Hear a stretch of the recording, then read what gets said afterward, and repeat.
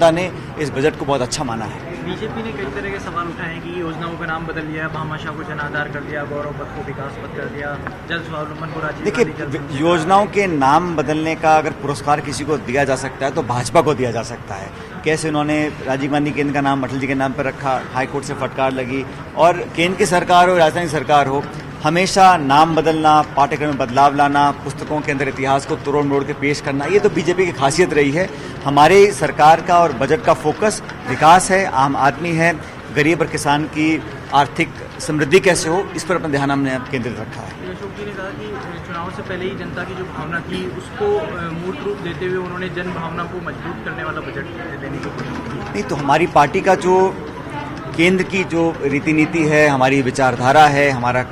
राजस्थान के जो घोषणा पत्र हम लोगों ने तैयार किया था, उसी को मूल रूप देकर हमारी सरकार ने आगे काम किया है। चाहे वो ऋण माफी की बात हो, चाहे नौजवानों को रोजगार देने की बात हो, उन्हीं बातों को रेखांकित किया गया है जिसको कांग्रेस पार्टी ने सर्वसम्मति से जनता के बीच में रखा था। बात सच है, जनता ने कांग्रेस को देखा, जनता ने राहुल गांधी जी के नेतृत्व को देखा, और तीनों राज्यों में सरकार जो बनी है वो कांग्रेस पार्टी के तमाम कार्यकर्ताओं की मेहनत का फल है। जनता ने उम्मीद की है कि एक सरकार ऐसी बने जो 5 साल तक सेवा हमारी करे, और जो 6 महीने का समय निकला है उसमें हमने हर कोशिश की है कि जनता की उम्मीदों पर खरा उतरे। तो मुंबई में डीके शिव कुमार और मिलिंद देवड़ा को हिरासत मिली है, वो होटल में मिलना चाहते थे। देखिए, जो कर्नाटक का घटनाक्रम है वो आप सबके सामने है। बहुत पहले से बीजेपी के मन में टीस थी और उस हार को पचा नहीं पा रहे थे, तो अब असंवैधानिक तरीके से खरीद फरोख्त करके एमएलएस को डरा के, कोई लोग कहते हैं कि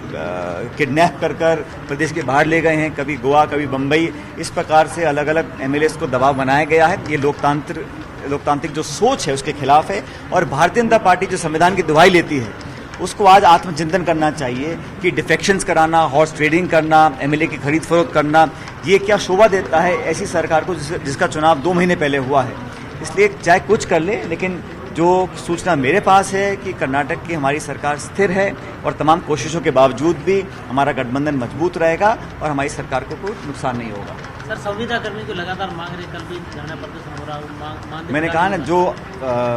पंचायत सेवक हैं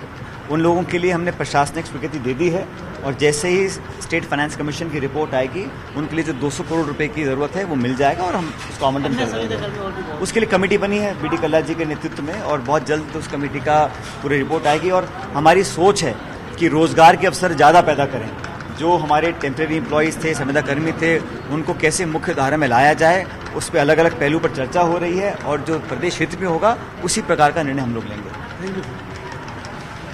कठिन सवाल